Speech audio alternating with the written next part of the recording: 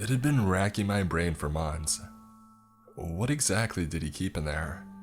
Why was he being so secretive? Even when I was younger, my father was more than happy to share his work with me at the dinner table.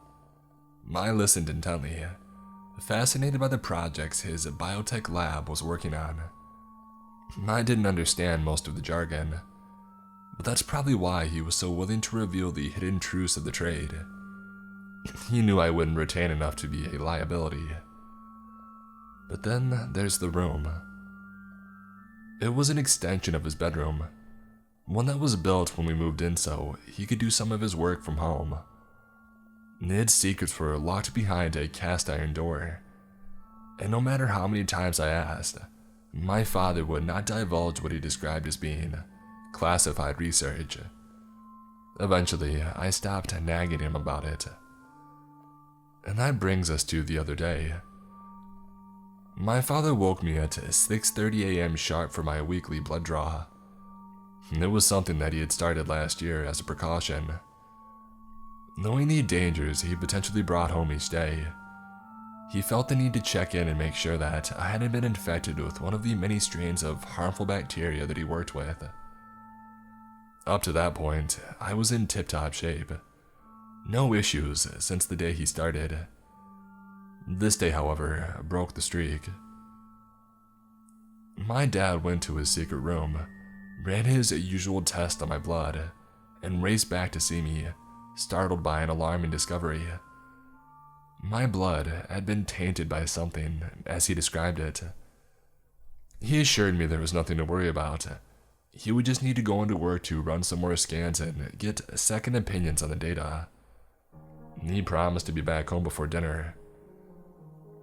With that, he rushed out the door, clearly rattled by his findings.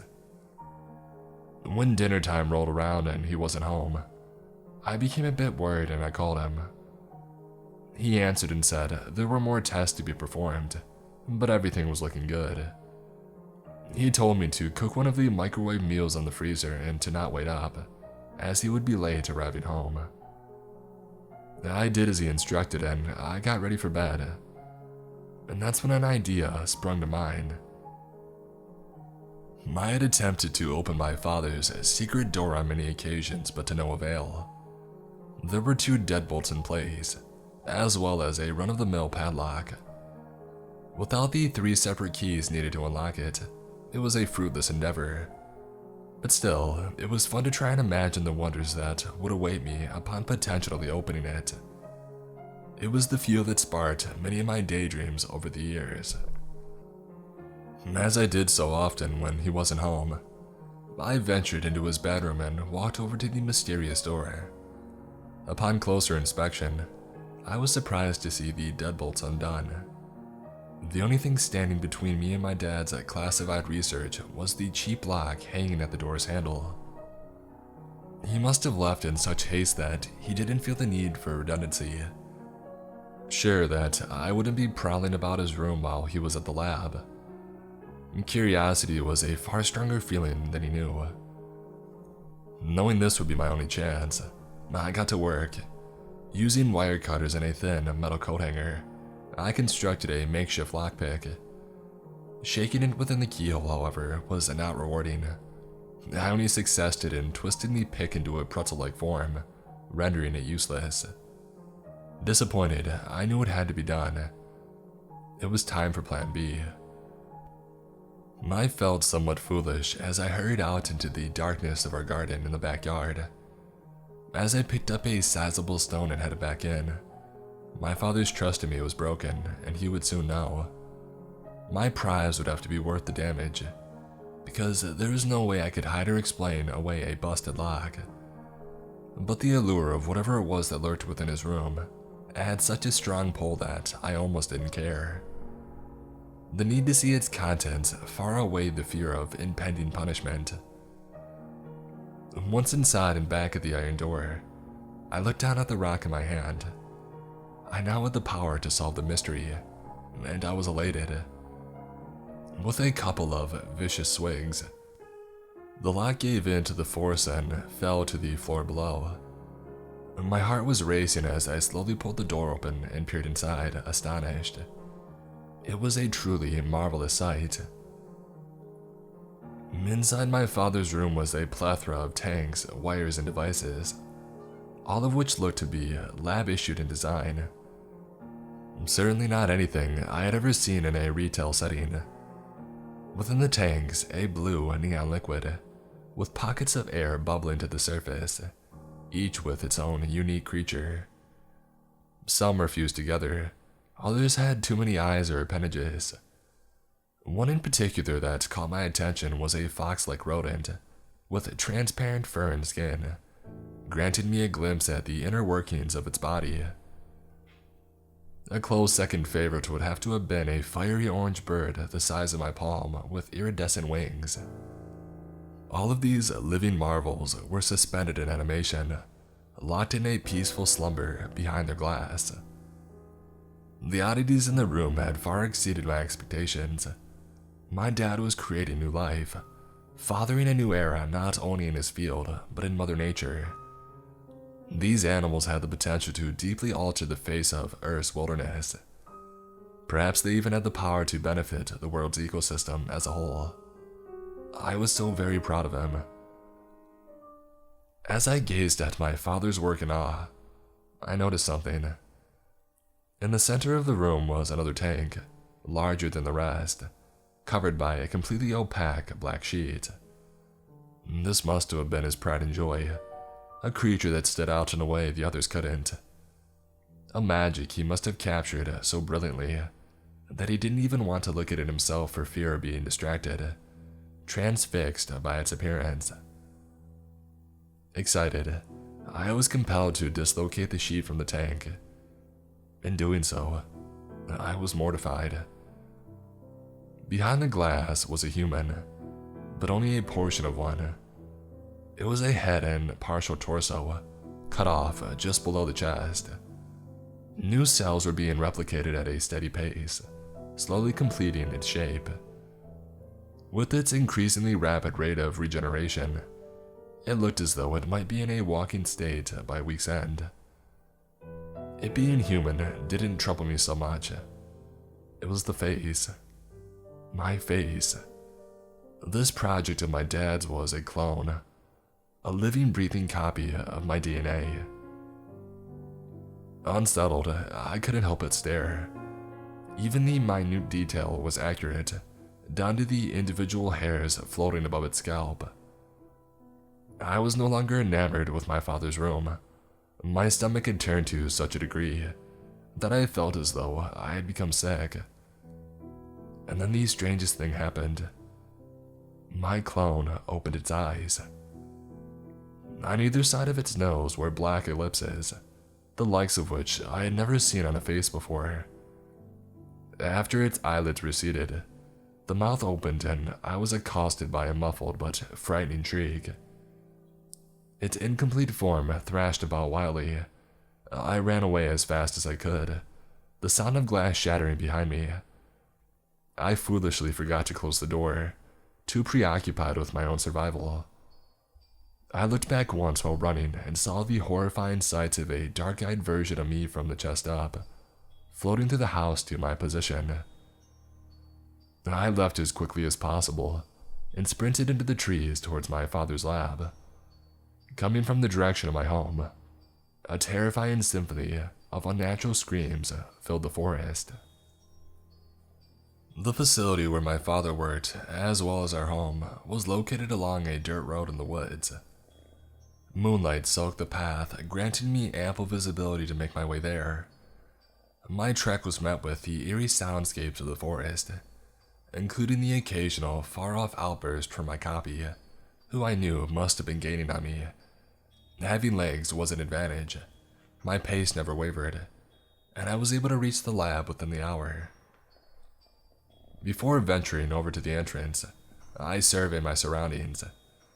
The unsavory sounds of midnight animals filled the air around me. The outcries of wolves, predatory birds, and bears. These, however, were not what I was listening for. Once certain that my copy hadn't followed me, I used the speaker box to communicate with the receptionist. Luckily, the response was immediate. "How can we help you?" "Hi, this is Garrett's son. I really need to see my dad." There was a brief pause before I received a reply. "One moment." I waited patiently but nervous. As I stood there, my ears were met with a familiar, inhuman sound, reverberating off of the trees at the edge of the clearing. It was closing in. "What is your full name, date of birth, and social security number?" I was beginning to panic, but was able to provide the information requested. "Thank you, one moment." The horrific sound was no longer distant. It grew louder as I watched the grotesque form of my clone floating up the path, coming towards me. My breathing became sporadic, as did my heart rate. "You've been approved. You may enter at the sound of the buzzer." I quickly opened the door and entered the building, slamming it shut behind me.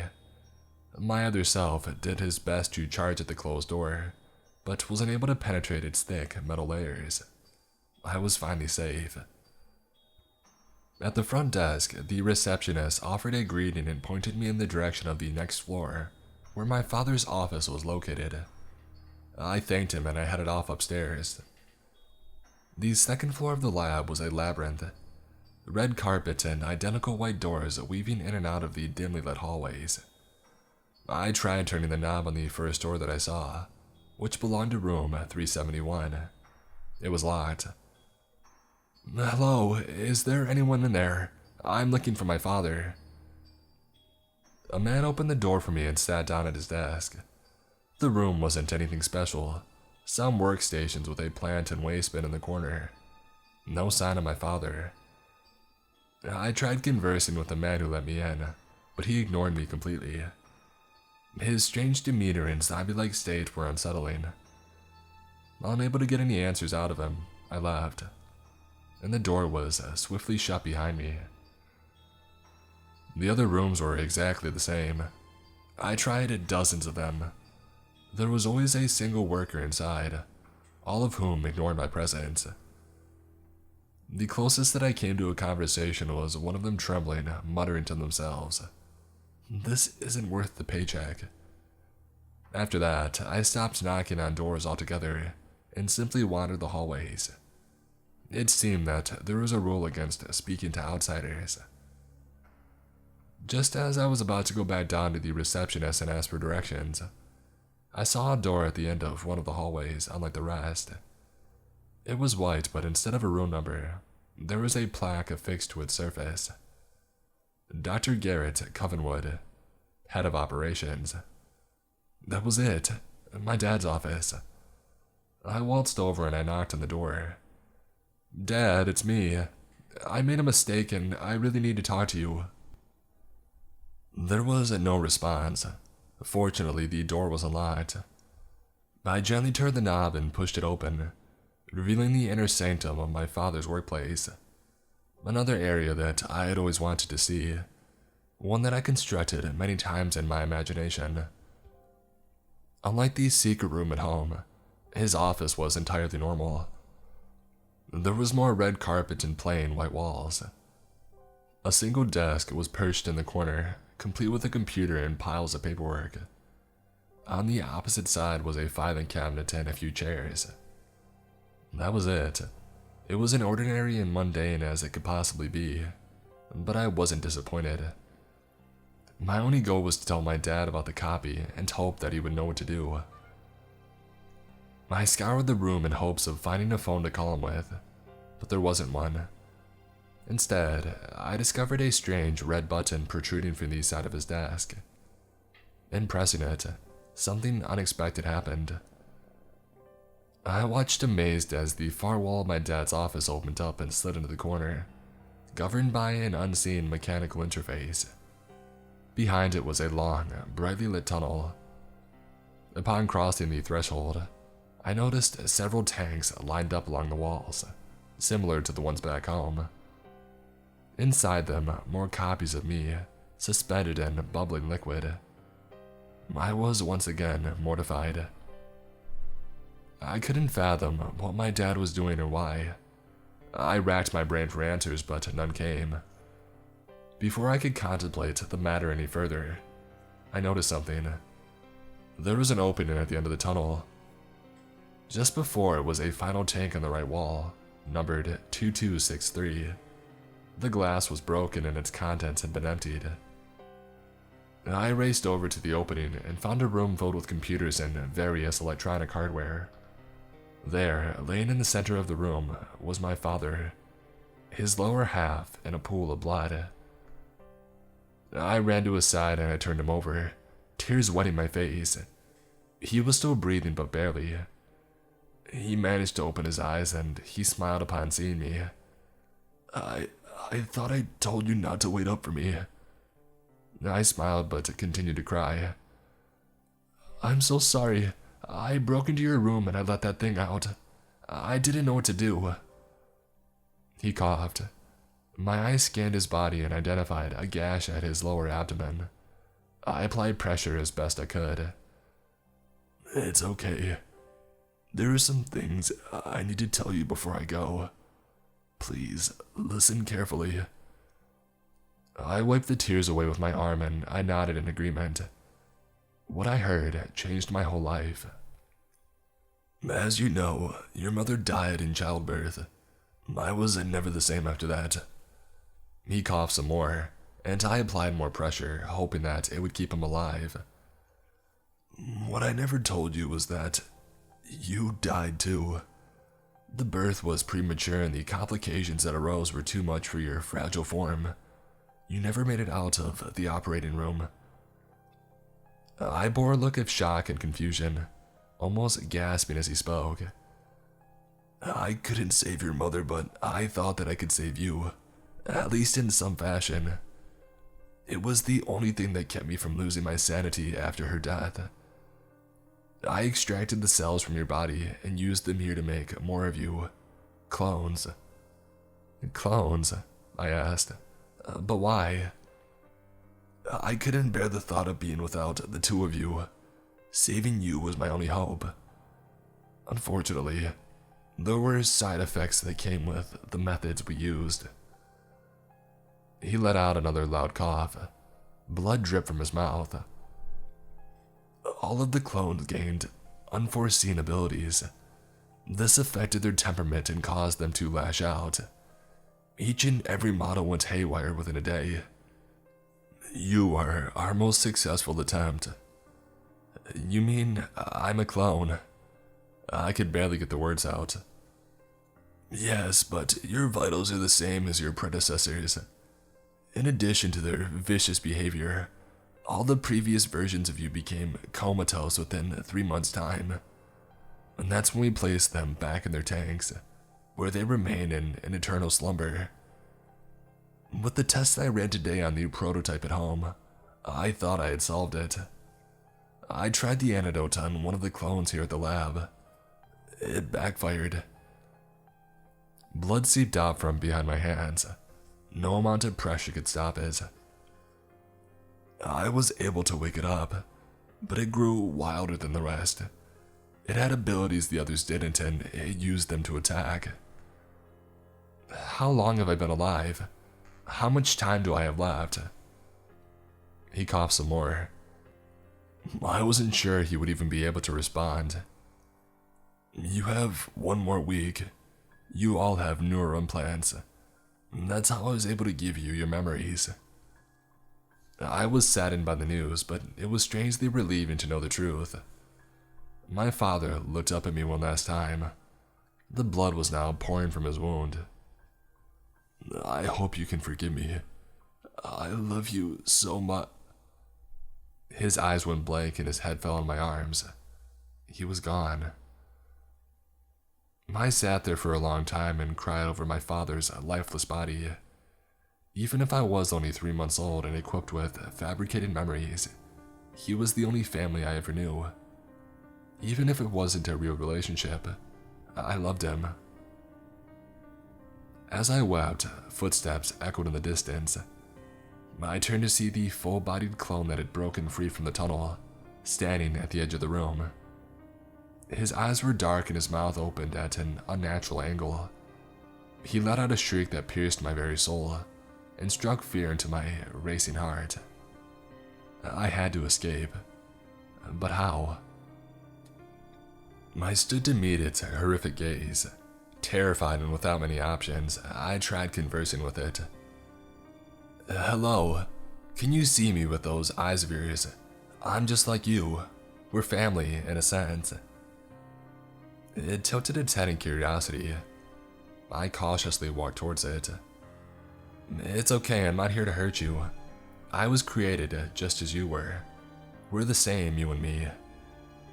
My heart was pounding so hard that I closed the gap between us.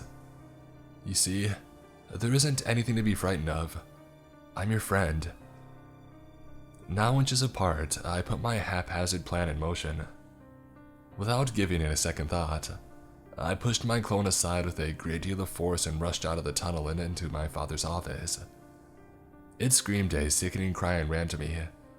Eventually, I no longer heard its feet touching the floor. I turned to see it levitating in my direction, just like the unfinished prototype before it. I ran out of my dad's office and navigated the maze of halls with sheer luck, successfully making it back downstairs into the first floor. I called out to the receptionist to help me, but he was not at his post. It seemed that I was on my own. In a flash, I yanked open the front door and stumbled out into the cool night air. There on the path waiting for me was the prototype, still floating above the earth. I dashed to my right and took off into the trees, desperately hoping the shrubbery would hide me to some extent.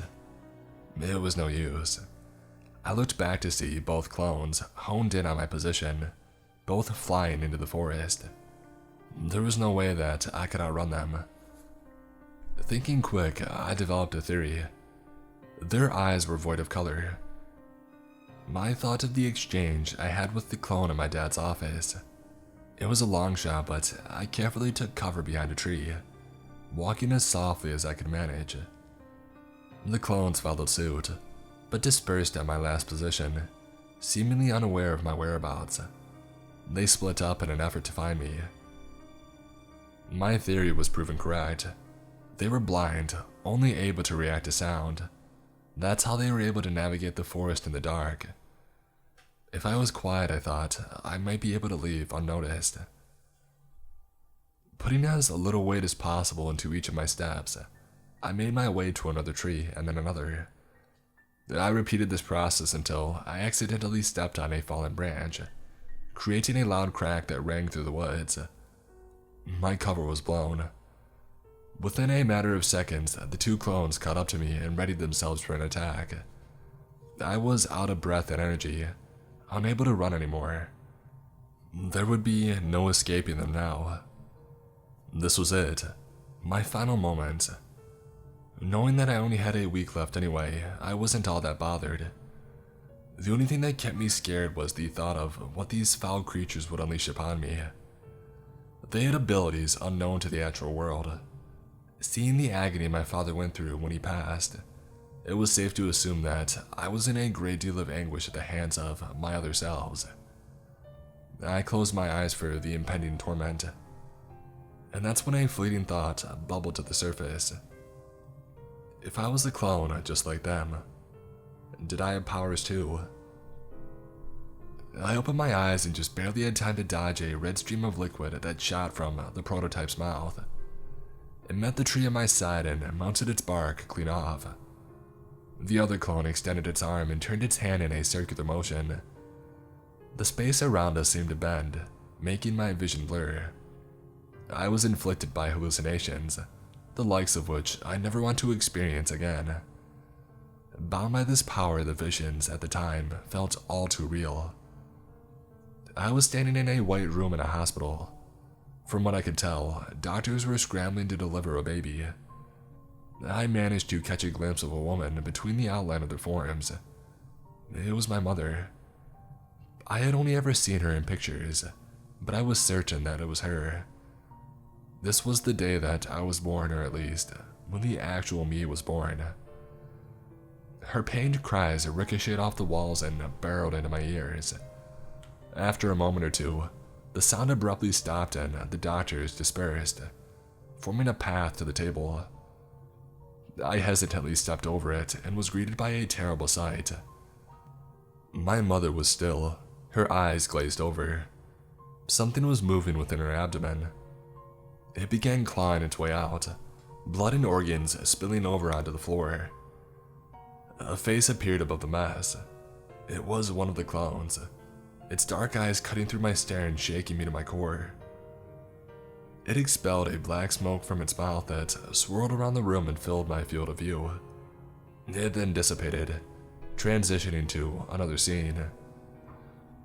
I was now outside of my home, peering in through the window. My father and I were having dinner inside, laughing together, like we had on many nights before. A tear trickled down my cheek as I watched, and then, without warning, the version of me in the house turned to meet my gaze, its eyes consumed by a familiar darkness. It was the clone still toying with me. A wicked smile danced across its face as it stood up from the table and stepped over to my father, who was still laughing as if nothing had happened. All the while it never turned away, our eyes still locked in a sickening stare. I cried out, futilely. The clone placed its hands on my father's head. I struck the glass to warn him, but it was no use. His smile grew wider. I shut my eyes, not wishing to see what would come next. There was a loud crack followed by the thud of a body meeting the floor. I reluctantly opened my eyes to see the clone, right there at the window. I fell back in fear and hit my head on the unforgiving ground. The illusion then was broken. I found myself back in the forest, pinned to the ground by an unseen force. I had to act fast. I tried to tap into whatever reservoirs of energy I possessed. The clones readied themselves. I saw the prototype open its mouth again. I would be a goner if not for what happened next. Almost out of my control, I broke free of my restraints, releasing a wave of energy that propelled the copies deeper into the woods. I stood in an upright position and nervously awaited their return, still unsure of how to use my newfound abilities. Their screams bounced across the tree line. They appeared before me, their faces contorted in pure anger. With them, an armada of wildlife, deadly creatures that didn't exist in any textbook. A bear the size of a house with grass-like fur, wolves with 6 legs and 3 eyes, human-sized bipedal rabbits, and a slew of others I had no time to examine. They must have all been failed experiments from the lab. They charged at me with bloodlust in their eyes. Using what seemed like a collective of telekinetic energy, I was hurled upward into the air. They gathered below and waited for me to fall to them. I helplessly flailed about while descending to what I thought would be my inevitable death. On my descent, something awoke within me. All at once, I stopped falling and hung there in the night sky, facing the group below. And then, almost instinctively, I unfolded my arms and legs out in front of me. Something that I can only describe as a loud, metallic creak was expelled from my mouth, while a glow left my skin and washed over the forest. I came to on the forest floor. The many lab experiments that once haunted me, including my clones, were scattered around, inanimate on the ground. There were colorful sparks dancing across their heads. Their neural implants must have short-circuited in the blast. They wouldn't be chasing me again anytime soon. As I strode through the forest towards my home, I thought of my father. No matter how wrong he was in what he did, or how artificial my memories were, I still held him close to my heart. I would have to spend my last week of life mourning his death and finding a way to come to terms with everything. I don't know if I'm fit for an afterlife, so I can't be sure that I'll ever see you again. Just know that I do forgive you and miss you terribly. You will always be my father.